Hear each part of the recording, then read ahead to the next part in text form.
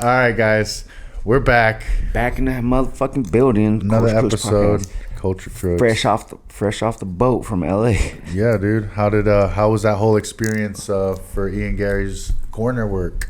Oh yeah, I'm pretty sure a lot of you guys were like surprised to see me in Ian Garry's corner this past weekend. For sure. I definitely got a lot of feedback on social media. Was it positive or negative? Just people Just curious. Yeah, curious. on how that came about. And to be honest with you, it was, my management team put it together. Vayner Sports. Gary is under the same management team as I. And yeah, they actually, Gary hit me up and he's like, yo, I'm fighting Jeff Neal. Obviously, he's a southpaw and was looking for some looks. For sure. So makes sense. Me, I was like, a little sketched out a little bit about the whole situation at first, That's kind of the first time that's ever happened. But I remember right after we fought, me and him had a conversation at Karate Combat a week later. And, kind of just being sportsmen about the whole situation. Really, that's what it was, It's just like just being me personally. I wanted to experience, sparring, because it was like high paced sparring, and I just wanted to know what would have happened. Obviously everybody knows my fight ended early. He got me with a head kick. I felt like I would have won the fight had it gone on any longer, and I was just hungry for that, just to know, and I got that experience. I feel fulfilled now, and I kind of like just something like I kind of let go now. I'm like, all right, the loss is a loss. I got to spar him. I did great. And, obviously he went on to win his fight. So I feel good about the whole situation. For sure. On the other hand, there's some of the fan base. They're like, oh, I lost respect for, Rodriguez. I doubt it, Why? I doubt that people lost respect for me. Why? It makes no sense for them to... Well, people really don't like Ian Garry, bro. I guess, but it's not even a personal thing. It's like, first of all, you're getting paid. It's not like he's doing this out of the kindness of his heart. Yeah.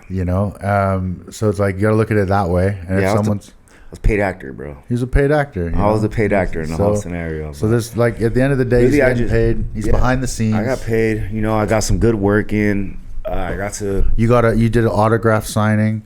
Yeah. So it's like there was a lot of stuff going on for you out there anyway. So it all worked out. Haters are gonna hate. I don't see the point. Yeah, but yeah, it overall sounded like a good experience. And then from my point of view, obviously everyone else's point of view, watching the fights, I know it was different for you because you were behind the scenes. You didn't get to see everything. Yeah, I didn't really get to watch any of the fights because, of course, I was backstage and going helping. Did you see any fights or did you watch any fights completely by any chance? I just saw Volkanovski's fight, of course, and that was on the screen. I didn't watch it, in live in person, but man, that's a good ass joint, bro. Yeah. Speaking of which, shout out to the newest brand that I'll be working with, Cali Exotics in Los Angeles downtown. Shout out to them. I was able to go to their facility earlier this week actually and check out their facility. Actually, a good friend of mine, Sam, shout out to him. He had actually hooked me up with Tradecraft Farms way back in the day, and he was a grower for them. And he actually, left Tradecraft just like I did, and on to doing his own thing just like I am. So hopefully we could lock down a deal and come to terms. And I got some good ideas that I want to see if we could team up with and match up with, and I think they're game for it. So keep an eye out for them and some good upcoming news with that. What'd you think of the whole Volkanovski Topuria fight result? Were you surprised? Because we both had Volk, didn't we? Yeah, I mean, I think everyone did. Yeah. But I think it might be a new, it's a new era. Volk is coming up 2 losses. I mean, you can't even really, he's coming off 2 L's, but he's fighting like the best fucking dudes in the world, bro. I mean, For sure. people are gonna already talking about, oh, Volk's getting old. He should hang him up now. Like, come on, bro. Really, the dude is like still one of the greatest. I mean, fighting top dudes in the fucking world. For sure. And shit happens. Damn, we need an ashtray. Fair enough. Yeah, no, it was definitely a shock result. But man, that Topuria guy definitely packs a punch. He got some good boxing, sharp power. So yeah, it was definitely a shock upset. But you know, there were a bunch of good fights on that card. Robert Whitaker beat Paulo Costa. Oh yeah, I wasn't able to watch it, but I did hear the crowd. Yeah, it was a good fight. It was an exciting fight, and of course our homie Merab getting the W over Henry Cejudo. He dominated Henry Cejudo, dude. Merab's an absolute monster, and that like pretty much puts him in line to fight Sean O'Malley, which unless Sean O'Malley because you got to get through Cheeto, but if he puts him away with like how he did Aljo, I could see that happening because he's so long, and Merab does get hit, but I'm telling you, when Merab like can get past the first round, like, or even halfway through the round, and he just keeps shooting, I think he's gonna like maul him. I think he's gonna maul O'Malley personally. I like Merab a lot. He's probably my favorite fighter. I think he's just such a beast. But yeah, no, this upcoming card that we have for this weekend is in Mexico. Mexico City. That's a big one. And we obviously know someone on the co-main event. Yeah, the homie Yair Rodriguez. Hell yeah, against Brian Ortega. The rematch. Yeah. The controversial rematch. So to be honest with you, I don't even know the outcome of that fight. The outcome was what happened? I guess Yair shot up I think it was an armbar or something maybe. Or I think it was an armbar, but Ortega ended up like pulling his shoulder out of his socket. Oh, really? Some crazy shit like that. Oh. And the fight was over. Wait, how long ago was that fight? That was a while back. I think that that wasn't Ortega's last fight. Was it? That was Ortega's last fight. So it wasn't that long. Because I think this is his first fight back since recovering from that shoulder injury. Huh. I didn't know that, actually. I'm going to take a look at it right now. And Yair obviously went on to fight Volk. And so they're both coming off.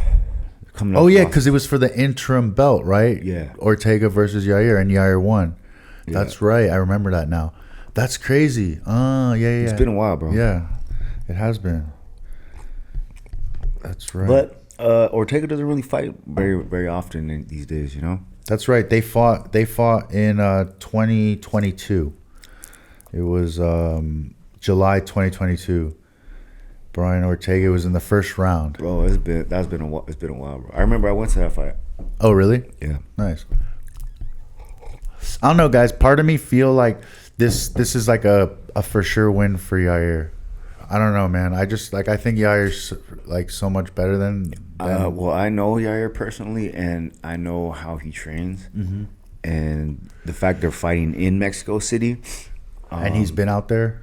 Yeah, and he's been out there for months. Actually, he trains up in the mountains, bro, like in like the middle of nowhere, and actually in last that I remember, it was in Toluca, Mexico. It's like you've talked about it. Yeah. And you went there yourself. Yeah, I went there a couple weeks and trained in the middle of nowhere, bro, up in the mountains, like 10,000 feet elevation. So I would expect Yair to come in 100%, full gas tank for a 5-round fight. And he's fighting in Mexico. Yeah, and one of the most dangerous strikers that I've ever, had the opportunity to train with. The word I like to use for someone like him, mercurial. He's very mercurial in the way he strikes. I'm going to have to Google that word, bro.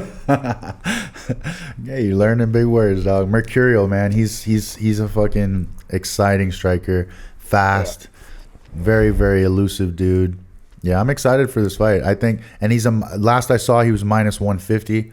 I think I'm going to throw some money at the homie Yair. I think he gets it done. And then the main event for that card is Brandon Moreno, the former champ. Obviously a big name in Mexico. And then he's fighting against Brandon Royval. I think that's also a rematch Yeah, I think it's part 2. Yeah. Yeah. I remember. So, yeah, I think it lines up pretty good for the home crowd. You know, going into the co-main and main event with the two Mexican boys. Is it, Rosas fight? And Raul Rosas is fighting Ricky Tercios, so that's another good fight too. Raul, one of the Vegas up and comers that grew up here, but his career developed here. Tercios is just a grinder, bro. Tercios is like a volume guy that just keeps coming and coming. Exciting fight. I think it's a good fight for Raul. I like Raul to get that one done. He's explosive. His last fight, he won by knockout. He's obviously developing. He's so young. Bro, that guy's gonna fucking grow up to be a savage. I mean, he's pretty much growing up in the UFC. He's already a savage. You know, yeah, he's growing up in the UFC. And like, usually guys like that are super monster. Like guys like John Jones, like guys bro, like look at Oliveira. Prime example of up. dudes that been in the UFC since young. And Max Holloway. Yeah, exactly, bro. Dudes like that. Yeah. So it's good to see dudes like that on the rise. You know? For sure. You know, I've seen him. I actually spent a lot of time in the gym with him at Syndicate and saw the kind of things he was doing to the current or previous, 135ers that were in the UFC. And yeah, that dude's a problem. For sure. He's good everywhere now. He's definitely getting better. Extremely talented on the grappling, but if he could just master that striking down. I mean, he's been working it with his dad, and I feel like his last fight, he showed that. I expected him to be more of a grappler, and he went out there and knocked Buddy's head off. So I expect him probably to do the same thing. I think he's probably getting confident, and usually when that happens, especially when you're young, you're developing, all that stuff comes so much quicker.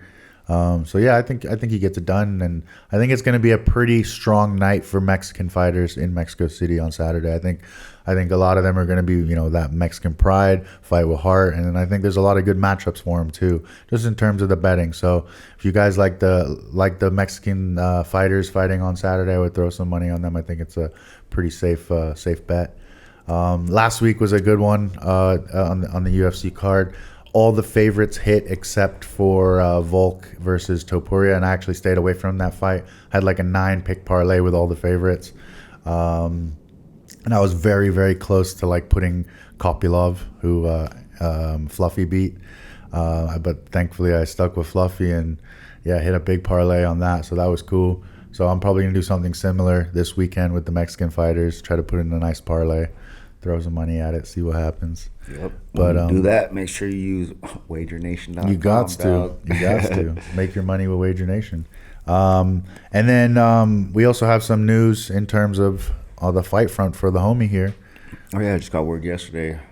I'll be fighting March 16th. March 16th, the day after my birthday. Yes, sir. So it's gonna be. He's been putting in the work. He's been grinding. So I think it's just perfect timing now. He's here in Vegas, finish off, you could say, this camp, and just get ready. Like what, 3 weeks from now? A little bit over 3 weeks, and 3 weeks. You don't have an opponent. No, I don't have an opponent yet, but they given him a slot, so that's something that he's been looking forward to. Yeah, it's gonna be right here in Vegas. UFC Fight Night. Excited, bro. Apex, yeah. Yeah. Nice. I mean, you back in the Apex. That you've spent so much time. Apex, you're comfortable there. But that's good, man. I've personally, I enjoy fighting like where I stay. Yeah, it's about time. All I gotta say, bro. Yeah, I know. It's been a long time, and time to get back in there. Yeah, I've dude. been training my ass off, and yeah, bro. It's about time to get. It's time to get back into it. That motherfucking dub, man. Get another W. But yeah, and then an update on my front. I went and saw my surgeon, and she told me to kind of test my knee out. So last couple of weeks I've been testing it out. I sparred with D-Rod a couple goes in boxing. Was able to kind of move decently and didn't feel any problem with my knee. And then I was able to do 5-minute rounds of pad work with kicks, and that went smoothly as well. So I'm gonna kind of jump in for the remainder of this camp and help D-Rod any way I can. Just if I'm just giving him looks, and even if it's light stuff, but I'm gonna still try to come out there and start moving and push my knee a little bit. I'm hoping somehow that I got some kind of healing in that right knee, and that's why I'm not having any issues, which I'm like kind of hoping. I don't know if it's the case, but I've spoken to some people who also have no ACLs, and they seem to be doing fine. So I'm gonna try to push it a little bit. I think I don't have nothing to lose. Wait. No ACL? No ACL. John, you remember John? Where's John? Remember we had dinner with him in Miami, New York. John, he's trained with us. Di Lorenzo. Oh yeah. He came out with his girl. Yeah. Yeah. So he doesn't have an ACL. Never heard of that before, bro. Yeah. I wonder how that goes. Yeah, I have another. He said, I spoke to him earlier today. I was asking him about it, and my other buddy, he's a professional rugby player. His name's Max Woodward. He has no ACL as well. He just strengthened the fuck out of the muscles in your knee and in your quads and hamstrings and everything, and he's able to do it. And he's playing in a sport where you're running, like, and doing lateral, like that shit. So it's maybe what if you've given your chance the like proper time to like heal that motherfucker, and for all we know it's like healed but as slightly torn. Yeah, that's what I'm hoping for. Yeah, that would be like the ideal situation. Like because all I've been doing for these last 3 months has just been lifting. Like I've just like gained like 10 pounds, and I've just been like lifting compound lift, basic lifts like bench, squat, deadlift with like some other little lifting things around it, leg press. And then now I started moving around a little bit, and I've had no problem with my right knee. I've been moving laterally. I've been like throwing check hooks. I've been doing things that like in my mind would like I think hurt my knee or make it uncomfortable. But so far it seems to be okay. Like I don't know what it's like to take a leg kick, but at the moment in terms of movement it seems good. So I'm just gonna try to push it a little bit the next couple of weeks. And like I said, if we're moving around here at the crib, outside doing some boxing stuff, or if I go with you the PI, whole pads, just do a little sparring, give you looks. So I definitely I'm gonna get involved and just see how it goes. Maybe it's gonna be all right, and I'm gonna fucking be fine. Let's fight, come on, let's work out. Yeah. So hell yeah. I mean, I like deep down, I feel like I could fight in karate combat like right now against like a lower experienced like opponent. Like I feel like I would do well. So yeah, just gonna see what happens. Just jump in camp with him and just see how I can push him. He's obviously gonna be getting in his grappling and wrestling too, with the homies. So yeah, we're ready to get it going, and fucking let's get that W, bro. Hell yeah, bro. It's go time. It's go time. But in terms of what's been going on outside of our fight world and the fight game, we saw this. Did you hear this cell phone outage that happened? You were probably sleeping or partying or doing something, but there was I didn't experience it. I was also sleeping, but the cell phones, like all the major cell phone carriers, like all had outages, and there's like conspiracies coming out, like, oh, this is like a plan, or they wanted to see like how, if it works, like what happens when they like completely like shut down communications. So that's kind of like the conspiracy going around right now. Wow. So that's kind of scary, like not being. I remember I told you. Yeah, I told you. So like that happened. I don't know what the reason for it was. Nobody said. Well, everybody's one of the conspiracies is like the whole cyber attack, like from EMP China attack, or whatever the yeah. fuck. Like, speaking of which, and that whole movie thing. Oh yes, because that's the background of that. Yeah. They attacked the power infrastructure, right? Yeah. Communication. But speaking of China, so here's an interesting statistic that I saw. So from like the year 2012 to like 2017, they had caught like 1,700 Chinese migrants trying to cross into America from those years.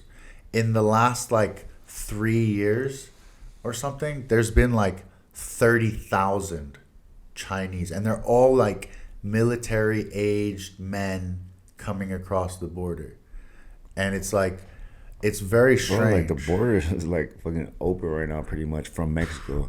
Anymore. I've seen like reels and TikToks and shit of like people passing this shit from other countries. Like there was a dude like literally just standing there, and there's a ton of people just fucking walking over, And he's like, "Where you from? What? Like, where are you from?" There's like all kinds of people from like everywhere, fucking China, like all kinds of shit, like Russian. Yeah, like, but they're saying that there's like because think about it, bro. China, you have to get permission to leave China. So if there's 30,000 Chinese coming into America, like that's almost as if China is giving those people permission to go. And why? You know what I mean? Yeah. So, and I've also heard shit that they have bases here in the U.S. Like China has bases, like they have property, they have farmland in America. So it's like, are they setting things up where they're just going to be able to just play in our own land? Would be able to attack things on our own land without even having to send nothing over, because they're already here. You know what I mean? That's crazy. That's wild. That's crazy. That's wild, bro. It's crazy. That's why you gotta fucking make sure you're protected. Make sure you got things on fucking. Hey, what if they're like they built little cell towers and they're the ones like scrambling drones, shit. Like they just bring drones, send drone stuff over. Bro, I've been seeing these reels. They're so creepy, bro. Of like the war in Ukraine and Russia, and they just be doing drone wars. Like motherfuckers flying with drones and just drop grenades on people, blow them up. This one dude, it was such a crazy video. Like he escaped like one attack, and he was like coming to his feet, but he was kind of like still stunned from the previous grenade that he evaded. Then this other drone just came, and literally you watch it just drop the grenade on him, and it lands like right on his stomach, and he just like disintegrates, like explodes, bro. And like that's so savage. Like motherfuckers aren't going like hand to hand anymore. They're sending like drones, bro. Like, bro, think about it. Like, they could just literally do that into a power plant or to an electricity grid. Like, they don't even have to send a man there. You know what I'm saying? Like, so, yeah. I don't know. I just, in my brain, like, I would be doing things way differently than things are done in America. But, fuck am I? Like, yeah. You know, I just feel like things need to be more secure. Feel like things are too easy out here, like, just to kind of do whatever. Yeah, dog, I think what it is probably America thinks no one's gonna fucking attack, bro. I just feel like America's too occupied on other things that don't matter, where those things are like really important. So I don't know. Exactly. It like there's so much, Well, it seems like other countries are a little more militant, bro. Like, let me give you an example. So where I'm from, like if you come to my country and you stay illegally, you get imprisoned for a year minimum. So you get put in a prison where you have to work for a year. Then they deport you to your country. It's illegal to come to another country illegally. Like there's a legal procedure. Like when I want to go to China, I have to do a visa to go there. So if I don't do that and I go rock up in China illegally, they're going to throw my ass in jail because it's illegal. Yeah. So like growing up for me and my whole life was like doing that is illegal. But now all of a sudden, like, come to America, I had a fiance, we were trying to go through the visa process, that whole thing. So I understand that there's a process to do it all, but now all of a sudden anyone can just walk over without any screening, without any background check, without just an ID. Just not even. They're just like, I'm this guy. And then they like give you like a phone and like $10,000. It's like, what? Bro, you not hearing about this? They're giving $10,000 worth of like credit card or like debit cards to like live. They're giving them hotel rooms in like New York City, like in like nice hotels. They're like American citizens are not even treated, like homeless people are not even treated this way. They're literally doing this so that these people that come to this country are gonna vote for the blue, vote for Democrat. Thank you, Joe Biden. You turned me into American citizen. You gave me $10,000. You gave me this hotel. You let my family come here. Forever Democrat. You know what I mean? Wow. Isn't that insane, dog? That's crazy. Like that's deep, bro. Like that's how I see it. And call me crazy, call me a conspiracy theorist, but like that's how I personally see it. It's like the most open thing ever. It's so obvious, but it's like nobody's gonna say anything or do anything. Like who? How? You know? It's racist.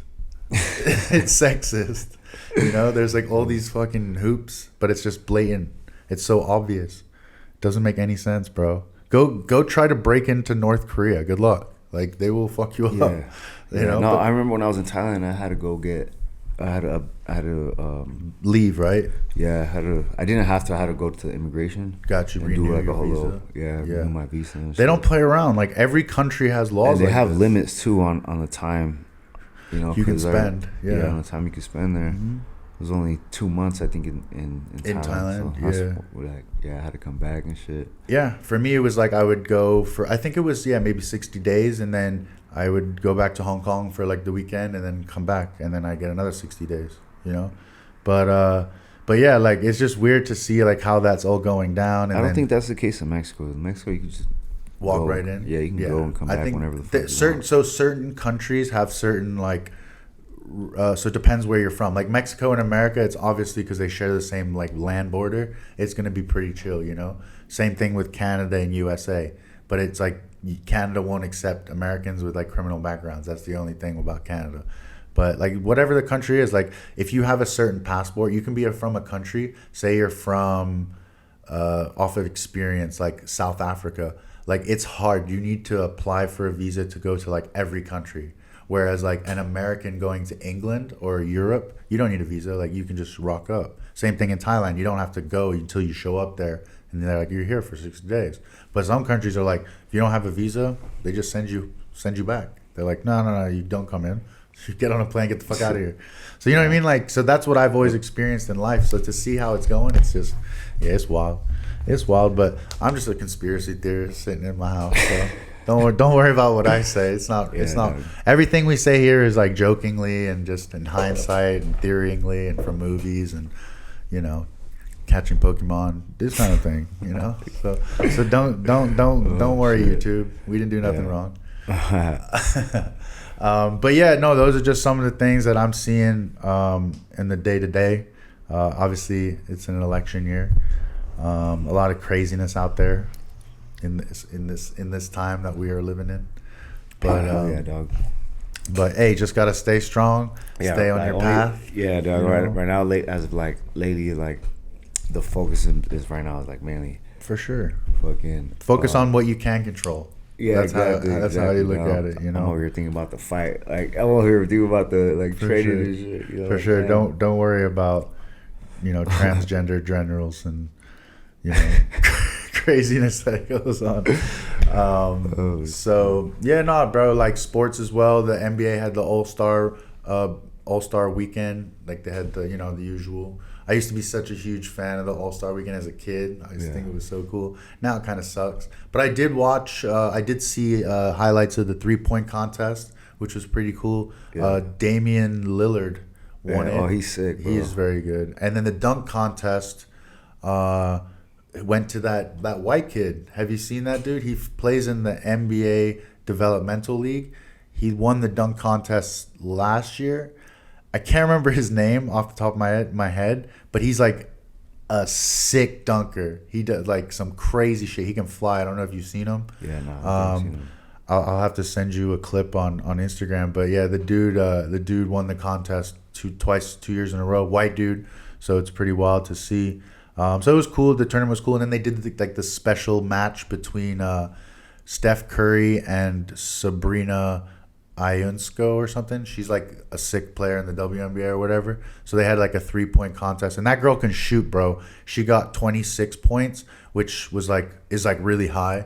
And then Curry was like, "Nah, I ain't losing," and just busted out 29, I think.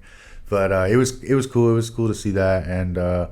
Yeah, there was a little All-Star break, and then now the NBA season is back on since yesterday. So, back on the bets, back on the NBA, watching a little bit of that. Watch a little bit of tennis, was teaching D-Rod a little bit of the scoring system in tennis. Yeah, we still got to run the game, bro. Yeah, we were talking about going and get a racket. I got some skills. We're talking about drop shots and, like, top spin and, This fool fucking bets on everything, bro. I'm telling you. I like tennis, man. I'm a big fan of tennis. But, yeah. We're back. He's back. Camp's going to be starting. We're going to be a little bit more active on the pod, putting out more content. So stay tuned.